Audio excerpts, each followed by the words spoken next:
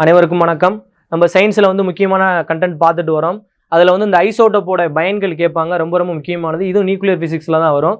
So பார்த்தீங்கன்னா இதில் கதிரியக்க சோடியம் அப்படின்ற அந்த Na24 எதில் பயன்படுத்துகிறாங்க அப்படின்னு பார்த்தீங்கன்னா இதயத்தை சீராக்க.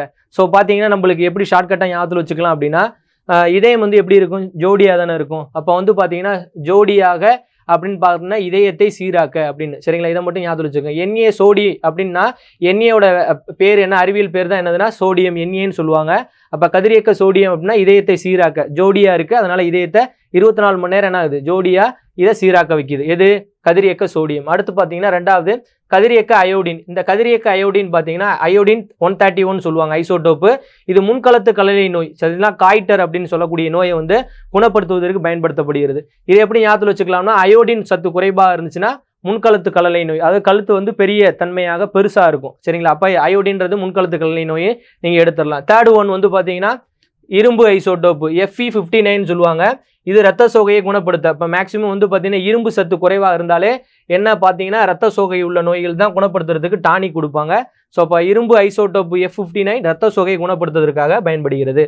அடுத்து பார்த்தீங்கன்னா ஃபோர்த் ஒன் கதிரியக்க பாஸ்பரஸ். பாஸ்பரஸ் அப்படின்றது தோல் மற்றும் வேளாண்மையில் ரெண்டுலேயுமே பயன்படுத்தப்படுகிறது. சரிங்களா, இப்போ தோல் நோய் பார்த்தீங்கன்னா வேளாண்மை வேலை பார்த்தாங்க அப்படின்னா அவங்களுக்கு கண்டிப்பாக தோல் நோய் வரும் அப்படின்னு ஞாபகத்தில் வச்சுக்கோங்க.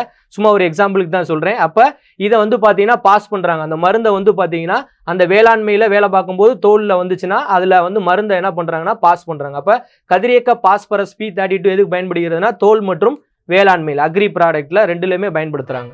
அடுத்து அஞ்சாவது பார்த்தீங்கன்னா கதிரியக்க கோபால்ட்.